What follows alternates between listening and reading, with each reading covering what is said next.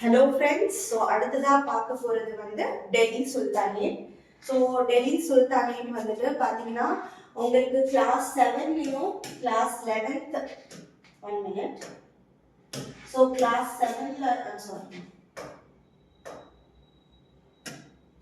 So class 7ல and class 11ல இருந்து எடுத்திருக்கோம். கிளாஸ் 11ல பார்த்தீங்கன்னா advent of Turks and Arabs. அதுக்கப்புறம் கிளாஸ் 11ல கிளாஸ் 7ல வந்துட்டு டெல்லி சுல்தானேட் அப்படின்னு சொல்லிட்டு ஒரு chapter. So basically class 7 and class 11ல டெல்லி சுல்தானேட் பத்தி எங்கெங்கெல்லாம் கொடுத்துருக்காங்களோ பேசிக்கா 3 to 4 சாப்டர்ஸ்ல தான் டெல்லி சுல்தானேட் பத்தி கொடுத்துருக்காங்க. ஸோ அந்த 4 சாப்டர்ஸும் கம்ப்ளீட்டா கோ த்ரூ பண்ணி அதுல தேவையான மெட்டீரியல் தேவையான இம்பார்ட்டன்ட் ஃபேக்ட்ஸ் அண்ட் பாயிண்ட்ஸ் மட்டும் உங்களுக்கு வந்து கொடுத்துருக்கேன். ஸோ நீங்க வந்து தரோவா இந்த கோர்ஸ்ல கொடுத்துருக்கிறது நீங்க தரோவா படிச்சுக்கினாலே போதும். Multiple revisions is the key for success. ஓகேவா? So let's get started. So Delhi சுல்தானேட்டோட இன்ட்ரடக்ஷன் பார்த்தீங்கன்னா இந்த டெல்லி சுல்தானேட் வந்து ரூல் நார்தர்ன் இந்தியா. ஸோ இந்த சுல்தானேட்ல இருந்த மன்னர்கள்லாம் வந்து நார்தர்ன் பார்ட் ஆஃப் இந்தியாவை தான் ரூல் பண்ணாங்க. இந்த இயர் ஞாபகம் வச்சுக்கணும், கொஞ்சம் இம்பார்ட்டன்டா தான் மேட்ச்ல கேட்கறதுக்கு சான்சஸ் இருக்கு. ஸோ 1206ல இருந்து 1526 வரைக்கும் இருந்த எல்லா ரேஞ்சஸுமே வந்துட்டு டெல்லி சுல்தானேட் கீழே வரும். ஓகேவா? இந்த கம்ப்ளீட் டெல்லி சுல்தானேட் வந்துட்டு பாத்தீங்கன்னா it consist of 5 dynasties. 5 dynasties எல்லாம் சேர்ந்து தான் இந்த full and full Delhi sultanate அப்படின்னு சொல்லுவோம். மம்லூக் டைனாசிட்டில இருந்து லோடி டைனாசிட்டி வரைக்கும் இருக்கிற எல்லா மன்னர்களும் யார் கீழே வருவாங்க? டெல்லி சுல்தானேட்க்கு கீழே வருவாங்க. ஓகேவா? சாரி.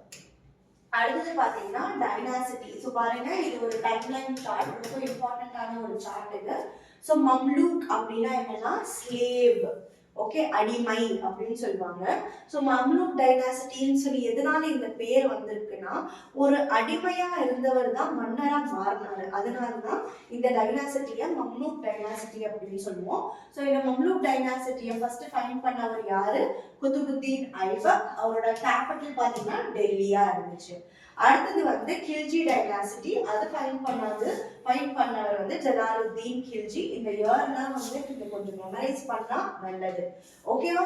இதோட கேபிட்டலும் டெல்லியா இருந்தது. அடுத்தது வந்து துக்ளக் டைனாசிட்டி. இது ஃபைண்ட் பண்ணவர், இந்த டைனாசிட்டியை ஃபைண்ட் பண்ணவர் வந்து கியாசுத்தீன் துக்ளக். அவரோட கேபிட்டலும் டெல்லி. அதுக்கப்புறம் சயீத் டைனாசிட்டி. இந்த சயீத் டைனாசிட்டியோட ஃபைண்டர் வந்து ஹிசர் கான். அவரோட கேபிட்டல் கூட டெல்லி தான். லாஸ்டா வந்து தான் லோதி டைனாசிட்டி. லோடி டைனாசிட்டி வந்து பஹ்லூல் லோடி. இவர் தான் வந்து பஹ்லூல் லோடி. இவர் தான் வந்துட்டு ஃபைண்ட் அவுட் பண்ணாரு. இதோட கேபிட்டல் வந்து டெல்லி. சரியா? இந்த சார்ட் அப்படியே நீங்க மைண்ட்ல மெமரைஸ் பண்ணிக்கணும். இயர் கொஞ்சம் கஷ்டம் தான், பட் வேற வழி இல்லை. ஓகே, மேட்ச்ல கேட்டுட்டா மார்க் போயிடும். ஓகேவா? 1 minute. ஸோ இது பாருங்க, இந்த நோட்ஸ்லாம் வந்து based on 7th and 11th சமச்சீர். இதோட பேக்ரவுண்ட் எங்கிருந்து எடுத்திருக்கோம்? Advent of Arab and Turks. ஓகேவா? சாப்டர் 8ஓட ஹைலைட்ஸ் இதெல்லாம். ஓகேவா? Arabs in India. So first அரபியர்கள் எப்போ வந்தாங்க அப்படின்னு பார்த்தீங்கன்னா 1712ல வந்தாங்க. யார் ஃபர்ஸ்ட் வந்தா? முகமது பின் காசிம் வந்தாரு. சிந்த் என்ற ஒரு பகுதியை தான் அவர் வந்து இன்வேட் பண்ணாரு. ஓகேவா? பழைய எடுத்துட்டு வந்தாரு. ஓகேவா? சோ எதுக்காக இவங்க வந்தாங்க அப்படின்னு பாத்தீங்கன்னா protection of Arab ships. Okay, so அரபியர்கள் வந்து நிறைய ட்ரேடிங் பண்ணிட்டு இருந்தாங்க. அவங்களோட ட்ரேடிங்லாம் வந்து எங்க பண்ணுவாங்கன்னா அவங்க சி ஷிப்ஸ் மூலமா தான் வந்து ட்ரேடிங்லாம் பண்ணிட்டு இருந்தாங்க. ஸோ அவங்களோட அவங்களோட என்ன சொல்றது ஷிப்ஸ் எல்லாம் வந்து யாரும் ப்ரொடெக்ஷன் கொடுக்கல. ஸோ அவங்களோட ஷிப்ஸ், அவங்களோட குட்ஸ்லாம் வந்து நல்லபடியா போய் ரீச் ஆகணும், அவங்களோட ஷிப்ஸை யாரும் வந்து கேப்சர் பண்ணிக்க கூடாதுன்னு சொல்லி அவங்க வந்த ரீசன் என்ன அப்படின்னா அரப் ஷிப்ஸை வந்து ப்ரொடெக்ஷன் கொடுக்கறதுக்காக வந்தாங்க. அந்த டைம்ல பாத்தீங்கன்னா ராஜா தாகிர் இருந்தாரு. அவர் வந்து ஹெல்ப் பண்ணல. அதனால நாங்களே எங்களோட ஷிப்ஸை பார்த்துப்போம் அப்படின்னு சொல்லிட்டு அவங்க வந்தாங்க. ஸோ ஃபைனலா அதோட ரிசல்ட் என்னவா இருந்துச்சு? Sindh became a part of Umayyad Caliphate. So அது பாத்தீங்கன்னா நீங்க டர்க்கில வந்து அப்போ உமையத் கலீஃபத் நடந்துட்டு இருந்துச்சு. அவரு தான் வந்து உமையத்தோட கலீஃபத் தான் நடந்தது. கலீஃபத் அப்படின்னா அவரோட ரூல் தான் நடந்துட்டு இருந்துச்சு.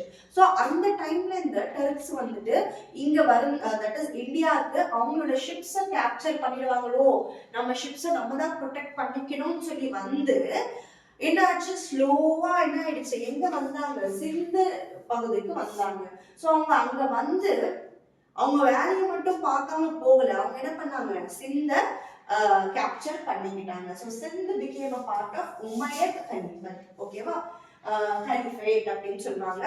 And then next வந்து impact was limited, no deep cultural or religious spread in the mainland. So வந்து ரொம்ப ஹெவியா இம்பாக்ட்லாம் பண்ணல, அவங்க பாட்டுக்கு அவங்க ஏரியாவில் வந்துட்டு போயிட்டு இருந்தாங்க தவிர அவங்க ரிலீஜியஸ் ஸ்ப்ரெட்டும் பண்ணல, அதுவும் இல்லாம எந்த ஒரு கல்ச்சுரல் பெனிட்ரேஷனும் நடக்கல அப்படின்னு சொல்றாங்க. சரியா, ஓகே. அடுத்தது வந்து டர்க்ஸ் இன் இந்தியா. ஸோ இந்தியாவில் வந்து முதலான டர்க்கில இருந்து வந்த யாரெல்லாம் வந்தாங்க அப்படின்னு பாத்தீங்கன்னா மஹ்மூத் கஸ்னி வந்தாரு. அவர் வந்த டைம் வந்து 1000 to 1027 AD. இவர் எத்தனை வாட்டி இந்தியாக்குள்ள வந்து படையெடுத்துட்டு வந்தாருன்னா 17 டைம்ஸ் வந்தாரு. ஓகேவா, அதுவும் வரப்போ அவர் என்ன பண்ணாருன்னா இந்த சோம்நாத் டெம்பிளை வந்துட்டு அழிச்சவர் யாருன்னா மஹ்மூத் ஆஃப் கஸ்னி தான். அவர் மெயினா வந்து இந்தியாவுக்கு வந்து இந்தியாவை ஆளணும்னு சொல்லி வரல, இந்தியால இருந்து திருடிட்டு போறதுக்காக தான் அவர் வந்திருக்காரு. aimed at plunder not conquest. ஓகேவா, அதுக்கப்புறமா அவருக்கு வந்து படிக்கிறது ரொம்ப பிடிக்கும். அவர் கூட அல் பெஹ்ரூனி அப்படின்னு சொல்லி ஒரு பெரிய ஸ்காலர் வந்து அவர் கூடயே வந்தாரு இந்தியாவுக்கு அப்படின்னு சொல்றாங்க. சோ மஹ்மூத் கஸ்னிக்கு அப்புறம் முகமது கோரி வந்தாரு. முகமது கோரி வரப்போ இந்தியால யார் மன்னரா இருந்தாரு அப்படின்னு பாத்தீங்கன்னா பிருத்திவிராஜ் சௌஹான் மன்னரா இருந்தாரு. சோ பிருத்திவிராஜ் சௌஹான் அவர் டிஃபீட் பண்ணாரு. எந்த பேட்டில் டிஃபீட் பண்ணாரு, தோக்கடிச்சாரு அப்படின்னு பாத்தீங்கன்னா second battle of Tarain in 1192. இந்த பாயிண்ட் ரொம்ப important, second battle of Tarain. ஓகேவா, அதுக்கப்புறம் இந்த செகண்ட் பேட்டில் ஆஃப் டெரெயினை வந்து ஜெயிச்சதுக்கு அப்புறம் தான் he laid the foundation for Muslim rule in India. ஓகேவா, அடுத்தது வந்து இவரோட ஜெனரலா தான் வந்து யார் இருந்தாரு, குதுபுத்தீன் ஐபக் இருந்தாரு. நான் சொன்னேன் இல்லையா, அவர் வந்து ஸ்லேவா இருந்தாரு, அடிமையா இருந்தாரு. யாருக்கு, முகமது கோரிக்கு அடிமையா இருந்தாரு. So founded Delhi Sultanate. His general Qutbuddin Aybak founded the Delhi Sultanate. That is Mamluk dynasty கண்டுபிடிச்சவர் யாரு, குதுபுத்தீன் ஐபக். இந்த குதுபுத்தீன் ஐபக் தான் யாரோட ஜெனரலா இருந்தாரு, முகமது கோரியோட ஜெனரலா இருந்தாரு. சரியா, அடுத்த பாயிண்ட் பாத்தீங்கன்னா one second. இப்போ பாத்தீங்கன்னா இந்த பார்ட்ஸ் வந்து டெல்லி சுல்தானேட். இதுக்கு முன்னாடி நம்ம என்ன பார்த்தோம், அரப்ஸ் எப்படி வந்தாங்க, டர்க்ஸ் எப்படி வந்தாங்கன்னா பார்த்தோம். இப்போ வந்து டெல்லி சுல்தானேட்டை பத்தி தெரிஞ்சிருச்சு நம்மளுக்கு. ஸோ இந்த டெல்லி சுல்தானேட் எப்படி வளர்ந்தது இந்தியாவுக்குள்ள, ஸோ இதெல்லாம் எங்கேருந்து எடுத்திருக்கோம் அப்படின்னு பார்த்தோம்னா அதாவது கிளாஸ் 7 and 11ல இருந்து தான் எடுத்திருக்கோம். ஓகேவா, ரெண்டுமே இன்டெகிரேட்டடா இருக்கு. ஸோ ஃபர்ஸ்ட் ஸ்டார்ட் பண்ணது எந்த டைனாசிட்டியோட ஸ்டார்ட் பண்ணுவாங்க, Mamluk dynasty or slave dynasty. Okay, time பார்த்தீங்கன்னா 1000. இந்த டேட்ஸ் வந்து கொஞ்சம் ட்ரை பண்ணி மெமரைஸ் பண்றதுக்கு.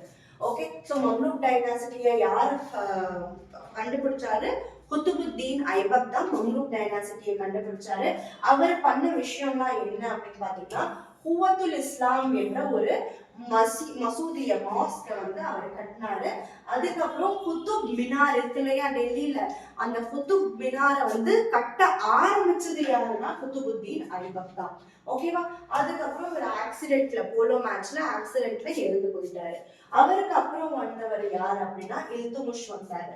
ஓகேவா, ரியல் கான்சாலிடேட்டர் அப்படின்னா இவர் தான் வந்து மெயினா அந்த டைனாசிட்டில இருந்த ஒரு மன்னர். ஓகேவா, இவர் வந்து இக்தா சிஸ்டம் அப்படின்னு ஒரு சிஸ்டமை ஸ்டார்ட் பண்ணாரு. தட் இஸ் பேசிக் வந்துட்டு ட்ரேடிங் சிஸ்டம் இது. ஓகேவா, இக்தா என்ற ஒரு சிஸ்டம் இவர் ஆரம்பிச்சாரு. Patronise scholars Nasiruddin Tusi. ஓகேவா? சோ இவருக்கு வந்து ஸ்காலர்ஸ் தான் ரொம்ப பிடிச்சிருக்கு. ரொம்ப வந்து அவருக்கு வந்து ஸ்காலர்ஸ் கூட நல்லா படிச்சவங்க கூட இருக்கிறது வந்து ரொம்ப பிடிச்சிருந்துச்சு. ஓகேவா? சோ அவர் டைம்ல இருந்த ஒரு ஸ்காலர் யார் அப்படின்னா நசீருத்தீன் துசி. அதுக்கப்புறமா வந்து ரஸியா சுல்தானா இல்துமிஷோட டாட்டர் தான் இவங்க வந்து first women ruler of India. சரியா? So Razia Sultana was the first women ruler of India. அதுக்கப்புறம் இவருக்கு அப்புறம் இல்துமிஷ்க்கு அப்புறம் யார் வந்தாங்க? பால்பன். இவர் வந்து ரொம்ப ஒரு ஸ்ட்ராங்கான ரூலரா இருந்தாரு. promoted Sijda and Paibos. Sijda அப்படின்னா தட் இஸ் மன்னர் வந்து நின்னா எல்லாரும் மன்னர் முன்னாடி வந்துட்டு இது பண்ணணும், வணங்கணும். ஸோ அதுதான் வந்து சிஜ்தா அப்படின்னு சொல்லுவாங்க. பாய்போஸ்னா கை காலெல்லாம் தொட்டி இது பண்ணணும். ஸோ அதுதான் பாய்போஸ் அப்படின்னு சொல்லுவாங்க. ஸோ இவரு தான் வந்து அதை வந்து ப்ரொமோட் பண்ணாரு, சிஜ்தா அண்ட் பாய்போஸ். சரியா? அடுத்தது வந்து மம்லூக் டைனாசிட்டி பத்தி அவ்வளவுதான். மம்லூக் டைனாசிட்டி பேசிக்கா குதுபுதீன் ஐபக், இல்துமிஷ், ரஸியா சுல்தானா, அதுக்கப்புறமா வந்து பால்பனை பத்தி பார்த்தோம். ஓகே, அடுத்தது வந்து கில்ஜி டைனாசிட்டி. ஃபவுண்டர் யார் அப்படின்னா ஜலாலுத்தீன் கில்ஜி தான் ஃபவுண்டர். இந்த கில்ஜி டைனாசிட்டியோட ரொம்ப ஸ்ட்ராங்கான ஃபேமஸான ரூலர் வந்து அலாவுதீன் கில்ஜி. ஓகேவா? ஸோ அலாவுதீன் கில்ஜி ஒரு மூவியே வந்திருக்கு பத்மாவத் இல்லையா? ஸோ அந்த மூவி பேஸ் பண்ணி தான் இந்த ஹிஸ்டரியை பேஸ் பண்ணி தான் அந்த மூவி. ஓகேவா? அடுத்தது வந்து இவர் பாத்தீங்கன்னா அலாவுதீன் கில்ஜி ராணா ரத்தன் சிங் சித்தோரோட ராஜாவை இவர் வந்து தோக்கடிச்சாரு. Malik Kafur invaded south India. So இந்த அலாவுதீன் கில்ஜியோட இருந்த மாலிக் கபூர் வந்து நார்த் இந்தியா விடாம சவுத் இந்தியாவுக்கு வர ட்ரை பண்ணவர் யாரு? இந்த மாலிக் கபூர் தான். ஓகேவா? சோ இந்த அலாவுதீன் கில்ஜி என்னென்ன கொண்டு வந்தாங்க அப்படின்னு பாத்தீங்கன்னா மார்க்கெட் கண்ட்ரோல், பிரைஸ் ரெகுலேஷன், இதெல்லாம் வந்து இவர் தான் கொண்டு வந்தாரு. அதுக்கப்புறமா no hereditary succession, that is என்னோட பையன் தான் என்னோட ஆட்சியை வந்து பாத்துக்கணும் அப்படின்னு சொல்லிட்டு அந்த என்ன சொல்றது ஹெரிடிட்டி வந்து ஃபாலோ இவரை பண்ணல அப்படின்னு சொல்றாரு.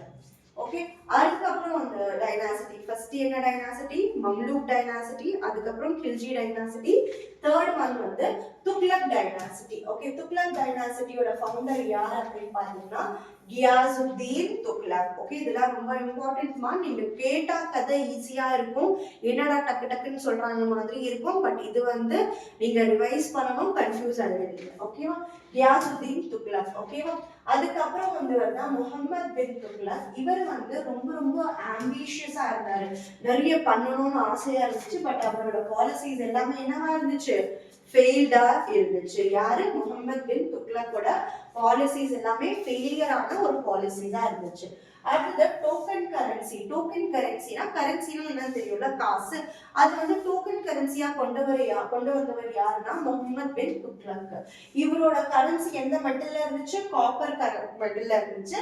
பட் இவரோட பிளான் பாலிசி எல்லாமே என்ன ஆயிடுச்சு? ஃபெயில் ஆயிடுச்சு. சோ இவர் தான் ஃபர்ஸ்ட் வந்து shifted the capital to Daulatabad.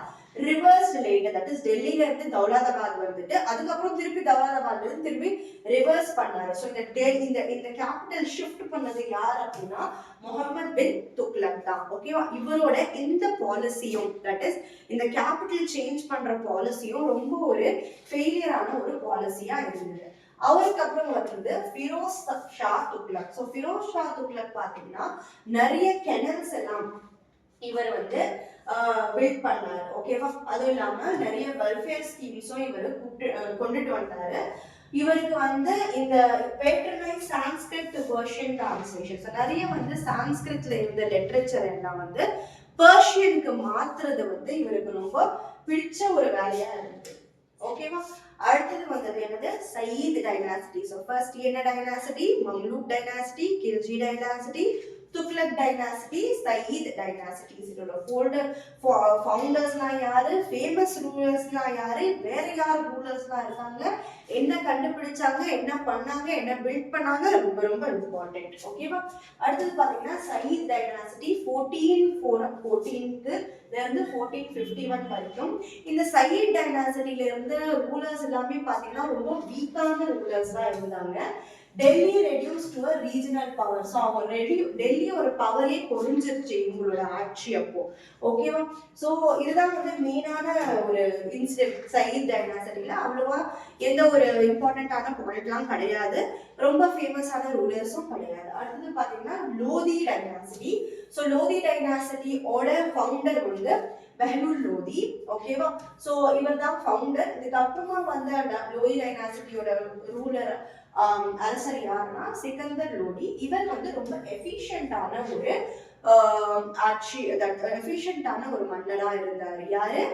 Sikandar Lodi. இவர் வந்து ரொம்ப இம்பார்ட்டன்ட். இவர் தான் வந்து ஆக்ரா என்ற ஒரு அந்த சிட்டியை வந்து பில்ட் பண்ணதே யாரு? சிக்கந்தர் லோடி. அவருக்கு அப்புறம் வந்த லோடி யாரு? இப்ராஹிம் லோடி. ஓகேவா? இவர் தான் வந்து பாபரை வந்து டிஃபீட் பண்ணாது, தோக்கடிச்சாரு. யாரு? இப்ராஹிம் லோடி வந்து பாபரை தோக்கடிச்சு எந்த பேட்டில்ல தோக்கடிச்சாரு? ரொம்ப இம்பார்ட்டன்ட். ஃபர்ஸ்ட் பேட்டில் ஆஃப் பானிபத்ல இப்ராஹிம் லோடி பாபர், அக்பரோட அப்பா இருக்காரு இல்லையா, சாரி அக்பரோட தாத்தா, அக்பரோட அப்பா வந்து ஹுமாயூன், அவரோட அப்பா தட் இஸ் பாபரை வந்து தோக்கடிச்சாரு. யாரு? இப்ராஹிம் லோடி. சோ இவருக்கு அப்புறம் என்ன ஆச்சு? தோக்கடிச்சாரு சரி, அதுக்கப்புறம் இன்னொரு பேட்டில் வந்து இன்னொரு ஒரு பேட்டில் வந்து சண்டை போட்டுட்டாங்க இன்னொரு வாட்டி. அது என்னன்னு நம்ம வந்து முகல்ஸ்ல பார்ப்போம். ஓகேவா? ஸோ இவருக்கு அப்புறம் இப்ராஹிம் லோதிக்கு அப்புறம் என்ன ஆச்சுன்னா இந்த டெல்லி சுல்தானேட் வந்து ஸ்லோவா வீழ்ச்சி அடைய ஆரம்பிச்சிருச்சு. ஓகேவா? எதனாலனா ஆக்சுவலி முகல் எம்பரர் ஸ்ட்ராங் ஆக ஆரம்பிச்சிருச்சு. அதுதான் ஒரு மெயின் ரீசனா இருந்தது டெல்லி சுல்தானேட் வந்து டிக்ளைன் ஆகிறதுக்கு. ஓகேவா? ஸோ இவங்களோட அட்மினிஸ்ட்ரேஷன்லாம் எப்படி இருந்தது அப்படின்னு பார்ப்போம். ஸோ சென்ட்ரல் அட்மினிஸ்ட்ரேஷனா இருந்துச்சு, தட் இஸ் மத்திய ஆட்சி தான் அதிகமா இருந்தது. ஓகேவா? ஸோ சுல்தான் தான் சுப்ரீம் அத்தாரிட்டி. சுல்தான் கிட்ட தான் எல்லா பவரும் இருந்துச்சு. சுல்தான் யாரு? அரசர். அவர்கிட்ட தான் எல்லா பவரும் இருந்துச்சு. மினிஸ்டர்ஸ் என்ன அப்படின்னு கூப்பிடுவாங்கன்னா, இது ரொம்ப ரொம்ப இம்பார்ட்டன்ட்மா. ஓகே, மேத்ஸ்ல எல்லாம் கேட்க சான்சஸ் இருக்கு. வசீர் அப்படின்னா ஃபினான்ஷியல் மினிஸ்டரை வந்து வசீர் அப்படின்னு கூப்பிடுவாங்க. தீவானே ரிசாலத் வந்து ஃபாரின் ட்ரேட்லாம் பார்த்துக்கிற மினிஸ்டரை தீவானே ரிசாலத் அப்படின்னு சொல்லுவாங்க. ஆர்மியை பார்த்துக்கிற மினிஸ்டரை ஆர் அந்த அந்த குரூப் அந்த மினிஸ்ட்ரியை வந்துட்டு தீவானே ஆரிஸ் அப்படின்னு சொல்லுவாங்க. சரியா? So provinces called iqtas. ஓகேவா? தட் இஸ் இந்த இஃப்தாஸ் கொண்டு வந்தவர் யாரு? தட் இஸ் சின்ன சின்ன ப்ராவின்சஸை வந்து இஃப்தாஸ், சின்ன சின்ன, தட் இஸ் ஒரு என்னோட ஃபுல் ஆட்சி இருக்கு, என்னோட ஆட்சியோட சின்ன சின்ன ஸ்டேட்ஸ் எல்லாம் நம்ம என்னன்னு கூப்பிடுவோம் அப்படின்னா இஃப்தாஸ் அப்படின்னு சொல்லி கூப்பிட்டாங்க. தட் இஸ் என்டையர் இஃப்தாஸ் சிஸ்டம் அப்படின்னு நம்ம படிச்சோம் இல்லையா இதுக்கு முன்னாடி. ஓகேவா? ஸோ அந்த சிஸ்டம் வந்துட்டு அட்மினிஸ்ட்ரேஷன் சிஸ்டம். அது ஆக்சுவலி நான் எக்ஸ்பிளைன் பண்ணும்போது ட்ரேடிங் சிஸ்டம் சொன்னேன்னு நினைக்கிறேன், but I'm not sure, correct பண்ணிக்கோங்க. அட்மினிஸ்ட்ரேஷன் சிஸ்டம் அது. ஓகேவா? இஃப்தாஸ்னா என்ன அப்படின்னு பார்த்தீங்கன்னா அவங்க அட்மினிஸ்டர் பண்ண ஒரு சிஸ்டம். ஓகேவா? Iqtas is nothing but administrative system. Okay, so அவங்க வந்து ப்ராவின்சஸ், இப்போ எப்படி தமிழ்நாடு ஒரு ஸ்டேட், மகாராஷ்டிரா ஒரு ஸ்டேட், கர்நாடகா ஒரு ஸ்டேட் அப்படின்னு சொல்றோம். அவங்க என்ன சொன்னாங்க? அத இஃப்தாஸ், தமிழ்நாடு ஒரு இஃப்தா அவங்களுக்கு. ஓகேவா? ஸோ ஸ்டேட் நம்ம சொல்றோம் இல்லையா, அவங்க வந்து அதை இஃப்தாஸ் அப்படின்னு சொன்னாங்க. ஸோ ஆர்மி யாருக்கு கீழே இருந்தாங்கன்னா ஆர்எஸ்ஏ முமாலிக் அப்படின்னு சொல்லிட்டு என்ன சொல்றது, இப்போ நம்ம சொல்றோம் இல்லையா ஆர்மி ஜெனரல் அப்படின்னு சொன்னோம் இல்லையா. சோ அந்த மாதிரி ஆர்மி வந்து யாருக்கு கீழே இருந்ததுன்னா ஆர்எஸ்ஏ முமாலிக் அப்படின்னு ஒரு டைட்டில் வச்ச ஒரு ஜெனரலுக்கு கீழே தான் ஆர்மி இருந்தது. ஸோ ஆர்மியை பார்த்துக்கிறவரோட பேர் என்ன அப்படின்னு பாத்தீங்கன்னா ஆர்எஸ்ஏ முமாலிக். ஓகேவா? அடுத்தது அவங்களோட சொசைட்டி எல்லாம் எப்படி இருந்தது அப்படின்னு பாத்தீங்கன்னா, சொசைட்டில கிளாஸஸ் இருந்தாங்க. 4 classes: nobles, merchant, artisan and peasants. That is nobles na மன்னரோட வீட்டு ஆளுங்கலாம் நோபல்ஸ். ஓகே, மன்னருக்கு கொஞ்சம் கீழே இருக்கிறவங்க, மன்னரோட ரிலேட்டிவ்ஸ் அவங்கலாம் வந்து நோபல்ஸா இருந்தாங்க. அடுத்தது வந்து மர்ச்சன்ட்ஸ்னா பிசினஸ் பண்றவங்க. ஆர்டிஷியன்ஸ்னா தெரியும் இல்லையா, கலை தெரிஞ்சவங்க. அடுத்தது ப்ளீசன்ஸ்னா ஃபார்மர்ஸ். இந்த 4 கிளாஸ் தான் இருந்துச்சு அவங்க சொசைட்டில. ஓகேவா? சோ ஜஸியா என்ற டாக்ஸ் வந்து நான் முஸ்லிம்ஸ் மேல அவங்க போட்டாங்க. ஜஸியா என்ற டாக்ஸ் வந்து இஸ் நத்திங் பட் ஒரு ரிலிஜியஸ் டாக்ஸ். ஓகேவா? நீங்க வந்து ஒரு ரிலிஜியஸ் இடத்துக்கு போகணும், இல்ல நீங்க பில்கிரிமேஜ்க்கு எங்கேயாவது போகணும் அப்படின்னா, தட் இஸ் நீங்க வந்து வர்ஷிப் பண்றதுக்கு போகணும், பில்கிரிமேஜ் போவோம் இல்லையா, ஸோ அந்த மாதிரி ஒரு கோயிலுக்கு போகணும் அப்படின்னா நீங்க வந்து டாக்ஸ் கொடுக்கணும். அந்த டாக்ஸ் என்னன்னா ஜிஸியா டாக்ஸ் அப்படின்னு சொல்லிட்டு நிறைய நான் முஸ்லிம் மேல போட்டாங்க. அதுக்கப்புறம் Hindu temples sometimes looted in Wars. That is இவங்க வந்து ஒரு ஆன்டி முஸ்லிம் மாதிரி இருந்தாங்க அப்படின்னு சொல்றாங்க. அப்புறம் Persian court language, that is அவங்க பேசின மொழி வந்து பர்ஷியனா இருந்துச்சு. அவங்க டைம்ல தான் அமீர் குஸ்ரோ என்ற ஒரு சூஃபி போயிட்டு இருந்துச்சு. இவர் வந்து ஹிந்தவி அப்படின்னு ஒரு லிட்ரேச்சரை எழுதினவர் யார் அப்படின்னா அமீர் குஸ்ரோ தான். ஓகேவா? அவங்களோட டைம்ல இருந்த ஆர்கிடெக்சர் என்னென்ன அப்படின்னு பாத்தீங்கன்னா Qutub Minar, Alai Darwaza, Tughlaqabad fort, Lodi garden tombs, இதெல்லாம் வந்து ரொம்ப இம்பார்ட்டன்ட். யாரோட டைம்ல இதெல்லாம் இருந்துச்சு? டெல்லி சுல்தானேட் டைம்ல இருந்த architecture. Qutub Minar, Alai Darwaza, Tughlaqabad fort, Lodi garden temples. Okay, இவங்களோட ஆர்கிடெக்சர் கலை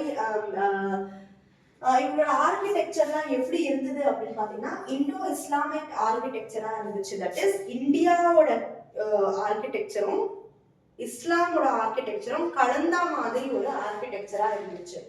ஆர்க்ஸ், டோம்ஸ், மினாரட்ஸ். ஆர்க்னா வந்துட்டு இந்த மாதிரி ஆர்க் வருது, டோம்ஸ் கட்டுவாங்க இல்லையா, ஸோ இந்த மாதிரி டோம்ஸ் கட்டுறது, அதுவும் இல்லாம இந்த மாதிரி மினாரட்ஸ் எல்லாம் கட்டினா இந்த மாதிரி இருந்துச்சு. ஓகே, ஆர்க் வந்து ஓகே டோம்ஸ் வச்சு மினாரட்ஸ் வச்சு அவங்களோட ஆர்கிடெக்சர் மெயினா இருந்தது அப்படின்னு சொல்றாங்க.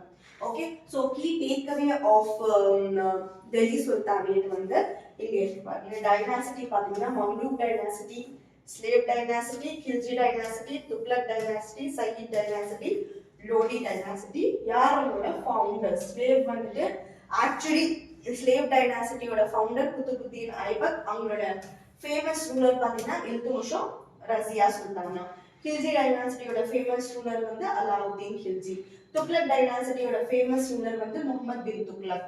சயீத் டைனாசிட்டியோட ஃபவுண்டர் அவர் தான் இருந்தாரு. ரொம்ப ஒரு வீக்கான ஒரு டைனாசிட்டியா இருந்துச்சு இதர் கான். லோடி டைனாசிட்டியில இப்ராஹிம் லோடி தான் இம்பார்ட்டன்டான ரூலர். இவர் வந்து யாரை தோக்கடிச்சாரு? பாபரை தோக்கடிச்சாரு. ஓகேவா? ஸோ இதுதான் வந்து எல்லாமே நம்ம படிச்சது எல்லாமே ஒரு கன்சாலிடேட் ரிவிஷனா கொடுத்துருக்கேன். ஓகேவா? Notable sultans and contribution. ஓகேவா? ஸோ குதுபுத்தீன் ஐபக்கை பத்தி பார்த்தோம். இவர் வந்து குவாத்துல் இஸ்லாம் என்ற ஒரு மாஸ்கை வந்து பில்ட் பண்ணாரு.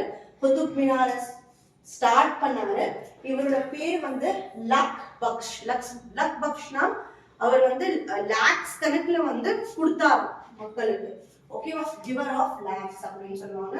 அடுத்தது இதே இல்துமிஷ் வந்து இக்ததாரி சிஸ்டம், நான் சொன்னேன் இல்லையா, லேண்ட் பேஸ் ரெவென்யூ சிஸ்டம். ஓகேவா? சோ இதுதான் வந்து இக்ததாரி சிஸ்டம். என்னது? Land base revenue system. இக்தாஸ்னா என்னது? ப்ராவின்சஸ். ஓகேவா? சோ இக்ததாரி சிஸ்டம் ஸ்டார்ட் பண்ணது யாரு? இல்துமிஷ். ஓகேவா? சோ இவர் வந்து கலீஃப் ஆஃப் பக்தாத் கூட அவர் என்ன சொல்றது, gain recognition from caliph of Baghdad. அவரோட ரூலிங் வந்து நல்லா இருந்ததுனால பக்தாத், ஈரான்ல இருக்கிற ஒரு ஏரியா பக்தாத், அங்க வந்து ஆட்சி பண்ணிட்டு இருந்த கலீஃப் வந்து இவர் வந்து ஒரு ரெகக்னிஷன் கொடுத்தாங்க அப்படின்னு சொல்றாங்க.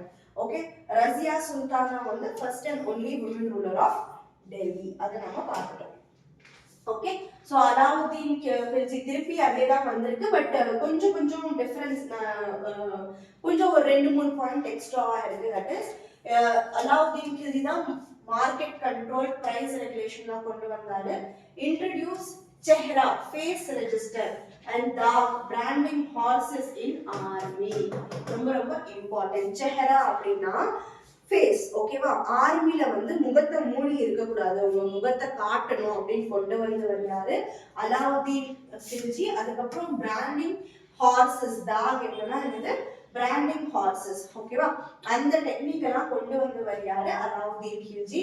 இவரோட அசிஸ்டன்ட் தான் சொல்லலாம் ஜெனரல் மாலிக் கஃபூர். இவர் வந்து என்ன பண்ணாரு, சவுத் இந்தியாவை படையெடுத்துட்டு வந்தாரு.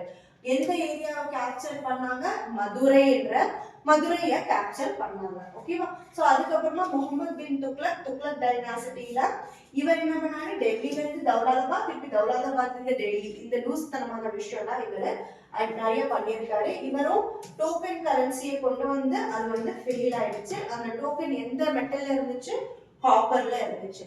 சோ அதுக்கப்புறம் ஃபிரோஸ் ஷா துக்ளக் வந்து நிறைய கெனரஸ் ஹாஸ்பிட்டல்ஸ், மதரசாஸ்லாம் வந்துட்டு கட்டுனாரு அப்படின்னு சொல்லி தெரியும். இதுக்கு நம்ம முன்னாடியே பார்த்தோம். அதுவும் இல்லாம சான்ஸ்கிரிட்ல இருக்கிற ஒர்க்ஸ் எல்லாமே பெர்ஷியன் ஒர்க்கா மாத்தினது யாரு அப்படின்னு பாத்தீங்கன்னா ஃபிரோஸ் ஷா துக்ளக் தான். ஓகே, சோ அதுக்கப்புறமா இதை நம்ம பார்த்தோம். Last sultan of sultanate, Delhi sultanate யாரு, லோடி டைனாசிட்டியில இப்ராஹிம் லோடி. இவர் பாபரை டிஃபீட் பண்ணாரு. ஃபர்ஸ்ட் பேட்டில் ஆஃப் பானிபத்ல பாபரை டிஃபீட் பண்ணாரு. அதுக்கப்புறமா என்ன ஆச்சு, டெல்லி சுல்தானேட் வந்து அப்படியே வீழ்ச்சி அடைந்தது. ஓகே, எதனால, முகல் வந்துட்டு ரைஸ் ஆயிடுச்சு. முகல் வளர்ந்ததுனால டெல்லி சுல்தானேட் வந்து வீழ்ச்சி அடைந்தது. அடுத்தது வந்து இது ரொம்ப இம்பார்ட்டன்டான ஒரு டேபுலர் காலமா, உங்க புக்ல இருக்க டேபுலர் காலம், நீங்க ரொம்ப இம்பார்ட்டன்டா இது மெமரைஸ் பண்ணணும். ஓகே, தீவானே விசாரத் அப்படின்னா என்னன்னா, ரெவென்யூ ஹேண்டில் பண்ற டிபார்ட்மெண்ட்டை தீவானே விசாரத் அப்படின்னு சொல்லுவாங்க. தீவானே ஆர்எஸ், ஆர்மியை மெயின்டைன் பண்ற டிபார்ட்மெண்ட்டை தீவானே ஆர்எஸ் சொல்லுவாங்க. தீவானே இன்ஷா கரஸ்பாண்டன்ஸ்னா ஒன்றும் கிடையாது. இப்போ ஃபார் எக்ஸாம்பிள் அரசர் எங்கேயாவது இம்பார்ட்டண்டா வெளியே போயிருக்காங்கன்னா அரசரோட வேலை பார்க்குற டிபார்ட்மெண்ட் தீவானே இன்ஷா. Bharat intelligence, that is foreign சொல்லுவோம் இல்லையா, இன்டெலிஜென்ஸ் ஏஜென்சி அப்படின்னு சொல்லுவோம் இல்லையா. இப்போ இந்தியாவில் ரா இன்டெலிஜென்ஸ் ஏஜென்சி இல்லையா, ஸோ அந்த மாதிரி இருக்கிற டிபார்ட்மெண்ட்டை பாரத் அப்படின்னு சொன்னாங்க. சத்ரு சுதூர்னா வந்து மத சார்ந்த விஷயங்கள்லாம் பார்த்துக்கிற டிபார்ட்மெண்ட் வந்து சத்ரு சுதூர். சரியா? ஸோ இந்த டிபார்ட்மெண்ட்ஸ்லாம் ரொம்ப இம்பார்ட்டன்ட். இந்த டிபார்ட்மெண்ட்ஸ்லாம் எங்கிருந்து வந்தது, டெல்லி சுல்தானேட்ல. இதுதான் நம்மளோட பேரு. ஓகேவா?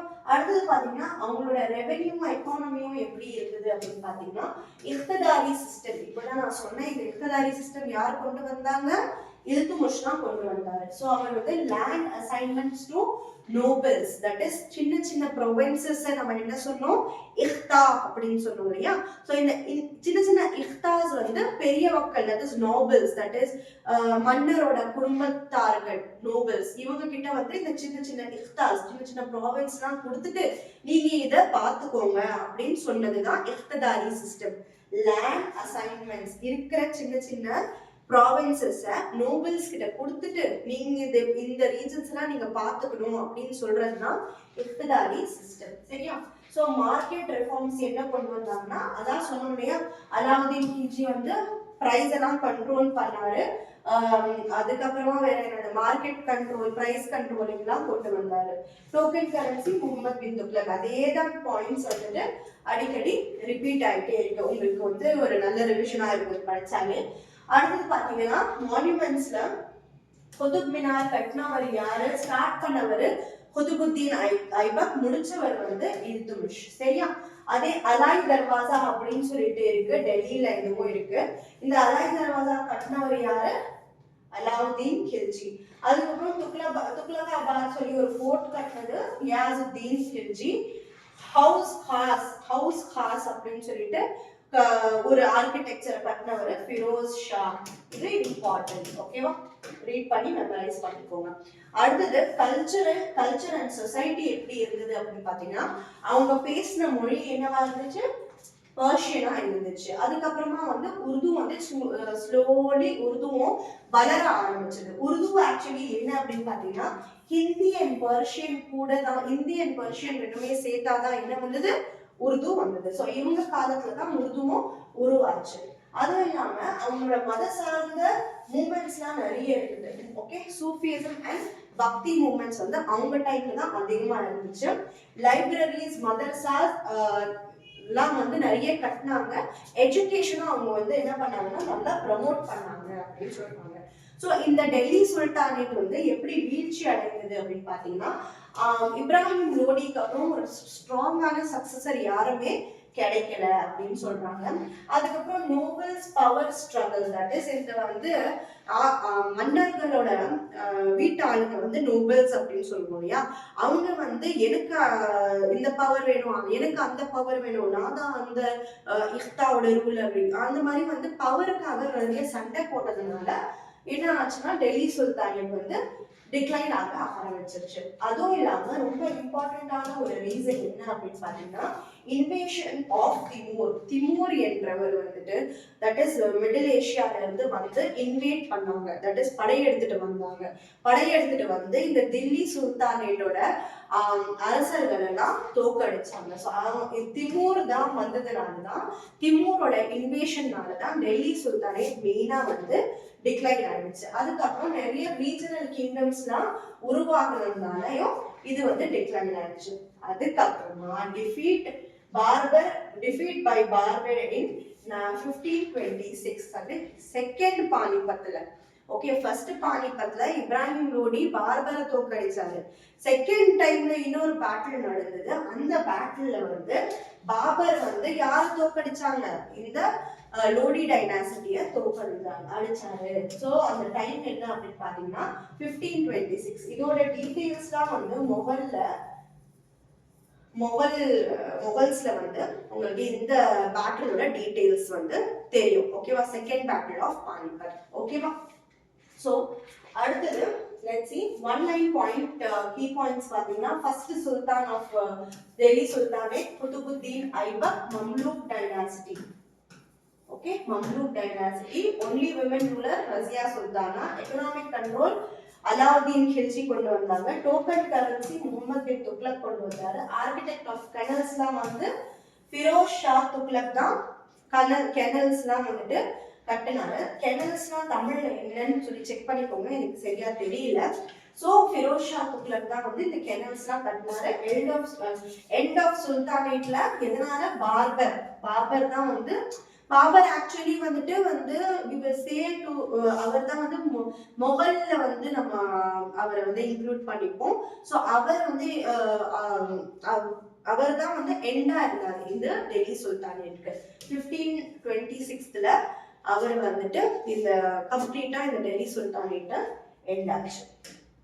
ஓகேவா, அடுத்தது நம்ம பார்க்க போறது வந்து மொகல்ஸ். ஓகே, ஸோ இந்த கொடுத்துருக்கிற நோட்ஸ் எல்லாமே என்ன பண்ணணும், மல்டிபிள் டைம்ஸ் நம்ம ரிவைஸ் பண்ணணும். ஓகேவா, எல்லாருக்கும் நான் இன்னொரு தடவை சொல்றேன், தயவு செஞ்சு ஒரு வாட்டி கேட்டுட்டும் போய் எக்ஸாம் எழுதிடலாம்னு சொல்லி நினைக்காதீங்க. ஃபிரோஸ் ஷாக்கு பதிலாக முகமது பின் துக்ளக் போடுவீங்க, முகமது பின் துக்ளக்கு பதிலாக நீங்க இல்துமிஷ் போடுவீங்க. தயவு செஞ்சு நோட்ஸை நிறைய வாட்டி படிங்க. ஏதாவது ஒரு பாயிண்ட் உங்களுக்கு நோட்ஸ்ல புரியல அப்படின்னா தயவு செஞ்சு அதை பத்தி நிறைய ரிசர்ச் பண்ணி நீங்க எழுதி அதை பத்தி ஒரு வாட்டி ஒரு பர்டிகுலர் பாயிண்ட் நீங்க வந்து மறந்துட்டீங்க அப்படின்னா அதை பத்தி கொஞ்சம் இன்னும் டீப்பா இன்ஃபர்மேஷன் கேதர் பண்ணி படிங்க. நிறைய எம்சிக்யூஸ் சால்வ் பண்ணுங்க, ரிப்பீட்டடா ரிவைஸ் பண்ணுங்க, ஆப்டிடியூட்ல ஸ்ட்ராங்கா இருங்க, கரண்ட் அஃபேர்ஸை டெய்லி அப்டேட்டடா இருங்க.